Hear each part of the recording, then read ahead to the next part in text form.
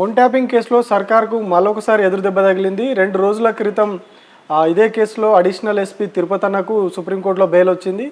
ఇవాళ ఇదే కేసులో హైకోర్టు మరో ఇద్దరికి బెయిల్ ఇచ్చింది. భుజంగరావుతో పాటు రాధాకిషన్ రావు ఇద్దరికి కూడా హైకోర్టులో బెయిల్ వచ్చింది. అంటే ఒకరికి సుప్రీంకోర్టులో వచ్చింది. ఆ తర్వాత ఇద్దరికి రాష్ట్రంలో మరో ఇద్దరు అడిషనల్ ఎస్పీ స్థాయి అధికారులకు హైకోర్టు బెయిల్ ఇచ్చింది. ఇంకొకరు ప్రదీప్ ఎవరైతే ఉన్నారో అడిషనల్ ఎస్పీగా అందులో ఎస్ఐబిలో పనిచేసారు గత ప్రభుత్వ హయాంలో, ఆయనకు కూడా ఇంకా బెయిల్ రావాల్సి ఉంది. అంటే మొత్తం 4గురిని అప్పుడు అరెస్ట్ చేశారు. ఈ ఫోన్ ట్యాపింగ్ ఇష్యూలో 4గురు అడిషనల్ ఎస్పీ స్థాయి అధికారులను అరెస్ట్ చేశారు.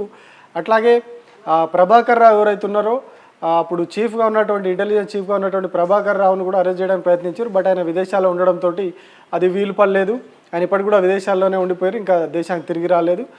మొత్తం రాష్ట్రంలో అయితే 4గురిని అరెస్ట్ చేసి జైల్లో పెడితే ఇప్పటివరకు 3గురికి బెయిల్ వచ్చింది. ప్రదీప్ ఒక్కరు ఇప్పుడు జైల్లో ఉన్నారు.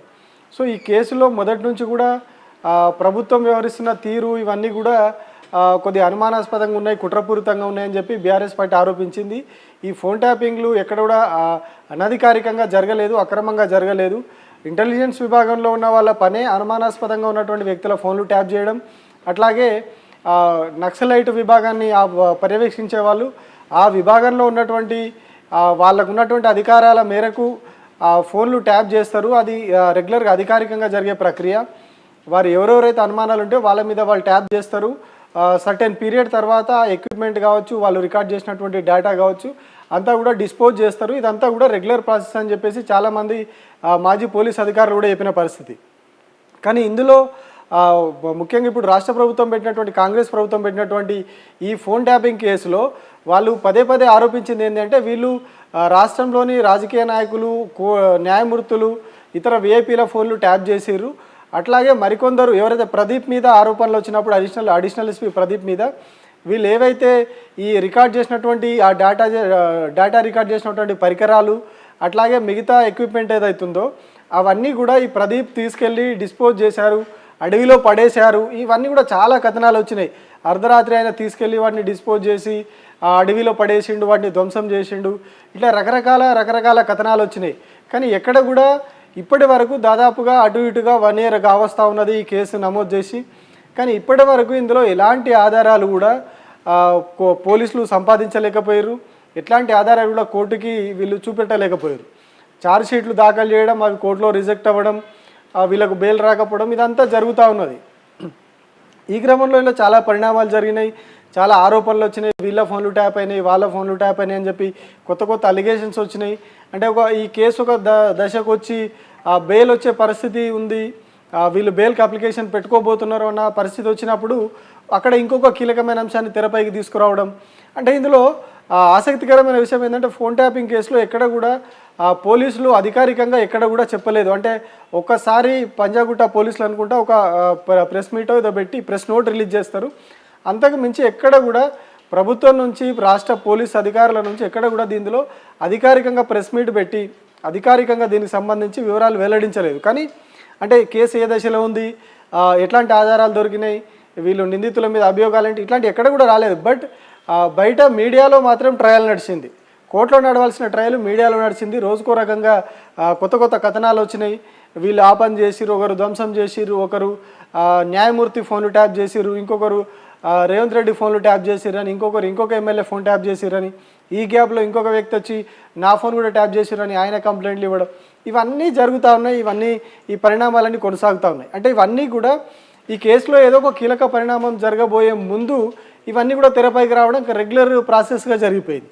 సో ఇప్పుడు కూడా ఈ తాజాగా జరిగినటువంటి ఈ బెయిల్ ఇష్యూలలో కూడా దీనికి ముందు కొన్ని ఆసక్తికర పరిణామాలు జరిగినాయి. ఏదైతే సుప్రీంకోర్టులో తిరుపతన్నకు బెయిల్ వచ్చిందో దానికి ముందు రోజు ఒక పత్రికలో కథనం వస్తుంది. బీజేపీ నాయకుడు ఇప్పుడు త్రిపుర గవర్నర్గా ఉన్నటువంటి ఇంద్రసేనారెడ్డి ఫోన్ ట్యాప్ చేసిరు, ఆయన సంబంధించినటువంటి కీలక సమాచారం డేటా ఆయన గతంలో బీజేపీలో ఉన్నప్పుడు ఆ డేటా అంతా కూడా సేకరించారు, ఆయన ఫోన్ మీద ఆయన వాట్సాప్ చాట్స్ మీద నిఘా పెట్టిరు అని చెప్పేసి ఒక వార్తా కథనం వచ్చింది. అంటే ఎగ్జాక్ట్గా సుప్రీంకోర్టులో తీర్పు వచ్చే ముందు రోజు, తిరుపతన్న కేసు మీద తీర్పు వచ్చే ముందు రోజు ఈ కథనం పబ్లిష్ అవుతుంది. సేమ్ అదేవిధంగా ఇప్పుడు హైకోర్టులో ఇవాళ ఇద్దరికి బెయిల్ వచ్చింది, రాధాకిషన్ రావుకి అట్లాగే భుజంగరావుకి. సో దీనికి ముందు రోజు అంటే నిన్న కూడా సేమ్ ఇట్లాగే ఇంకొక వార్త వస్తుంది, సేమ్ పత్రికలో సేమ్ ఆ పేపర్లో పబ్లిష్ అయిన స్థానం కూడా అదే ప్లేస్లో పబ్లిష్ అవుతుంది. ఇంకొక వార్త ఏంటి అంటే ఇంద్రసేనారెడ్డి ఒక్కడదే కాదు, ఇద్దరు ఒక మహిళా న్యాయమూర్తి, ఆమె భర్త కూడా న్యాయమూర్తి, వాళ్ళిద్దరి ఫోన్లు కూడా ట్యాప్ చేసిర్రు. ఆ మహిళా న్యాయమూర్తి హైకోర్టులో న్యాయమూర్తులు వాళ్ళ ఫోన్లు కూడా ట్యాప్ చేసిర్రు.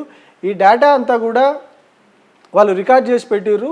ఎవరైతే ఈ పోలీస్ అధికారులు అరెస్ట్ అయ్యారో నలుగురు, వీళ్ళ ఫోన్ల డేటా విశ్లేషించినప్పుడు, వీళ్ళ ఫోన్లో ఉన్నటువంటి మెమొరీ అంతా కూడా తీసి చూసినప్పుడు, ఆ వాట్సాప్ చాట్స్ కావచ్చు అవన్నీ తీసి చూసినప్పుడు అందులో దానికి సంబంధించినటువంటి ఆధారాలు దొరికినాయి. దానికి సంబంధించినటువంటి ఎవిడెన్స్లు అంతా దొరికినట్టుగా తెలుస్తూ ఉన్నది అని చెప్పేసి ఒక కథనాన్ని రాసుకొచ్చారు. అంటే మహిళా న్యాయమూర్తికి సంబంధించి ఫోన్లు ట్యాప్ చేయడం అంటే, ఒక న్యాయమూర్తి ఫోన్ ట్యాప్ చేయడం అంటేనే అది చాలా పెద్ద ఇష్యూ. గతంలో కూడా ఈ కేసులో బెయిల్ వచ్చే సమయంలో ఇట్లాంటి అంశం తెరపైకి రావడంతో అప్పుడు హైకోర్టు సుమోటోగా స్వీకరించి దీని మీద ఎంక్వైరీకి ఆదేశించింది. అప్పుడు విచారణ జరిగింది. సో ఇప్పుడు కూడా ఎగ్జాక్ట్గా వీళ్ళకి బెయిల్ వచ్చే ముందు రోజు, తిరుపతి అన్నకు బెయిల్ వచ్చే ముందు ఇంద్రసేనారెడ్డి అంశం తెరపైకి వస్తుంది.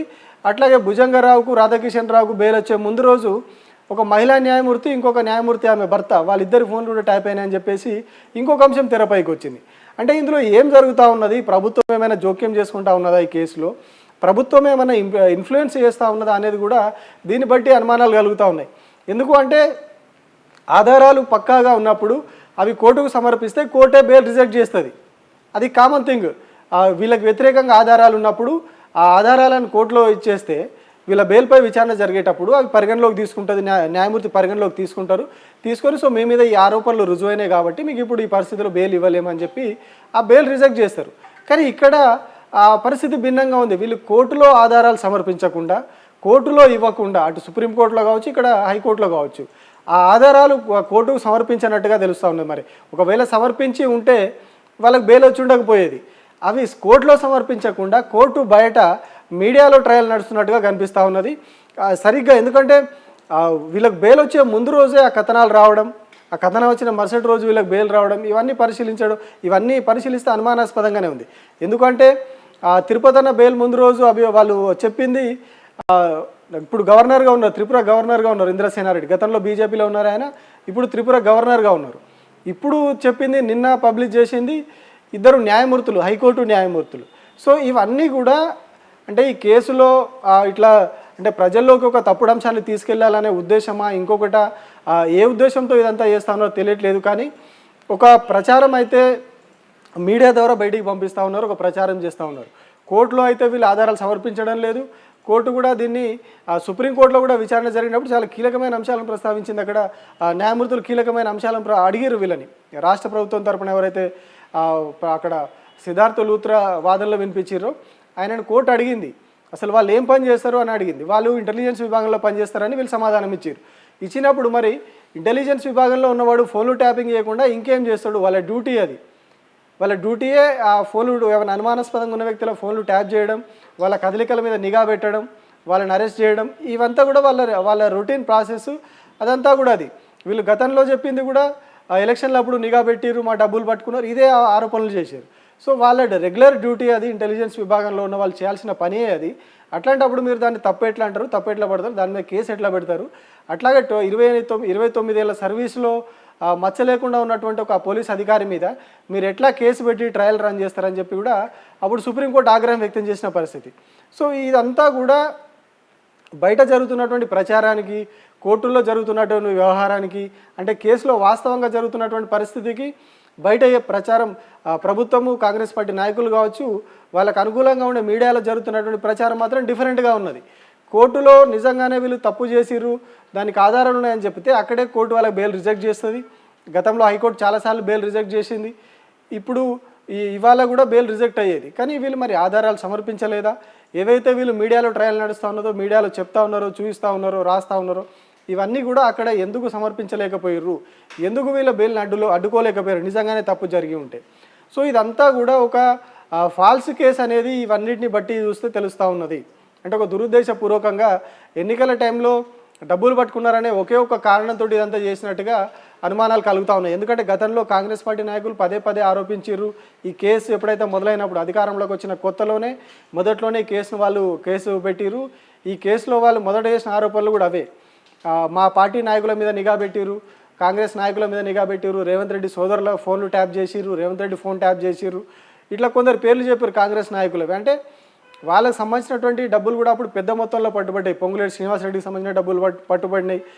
మంత్రిగా ఉన్నటువంటి సీతక్కకు సంబంధించి కూడా కొన్ని డబ్బులు పట్టుబడినాయి అని చెప్పి ఆరోపణలు వచ్చినాయి.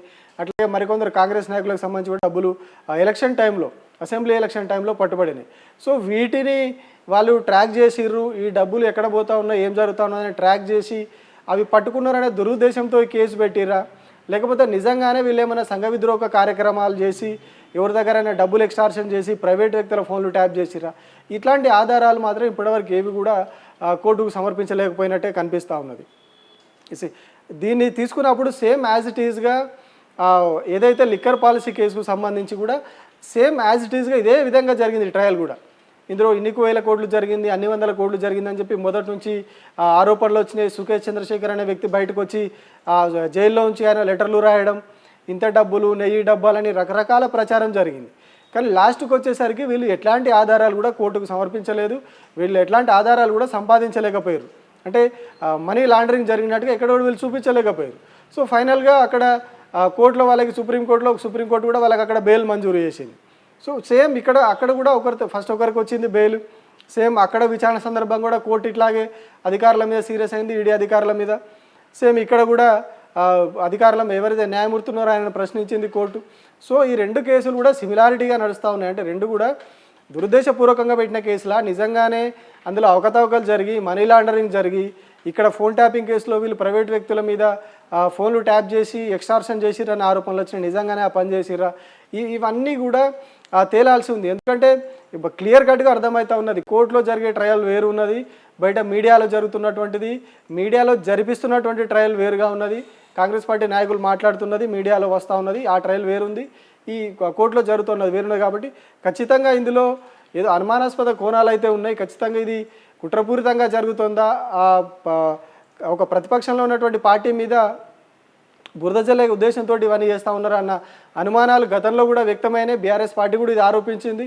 ఇందులో ఎట్లాంటి అవకతవకలు జరగలేదు, మనీ లాండరింగ్ అనేది ఆ లిక్కర్ పాలసీ కేసులో లేదు, ఇక్కడ ఎవరి ఫోన్లో మేము ట్యాప్ చేయలేదు, చేయమని చెప్పలేదు, మాకు అవసరం లేదు, అధికారులు వాళ్ళ డ్యూటీ ప్రకారం వాళ్ళు చేస్తారు తప్పితే ఎక్కడ కూడా మేము చేయలేదు అని చెప్పి వాళ్ళు చెప్పారు.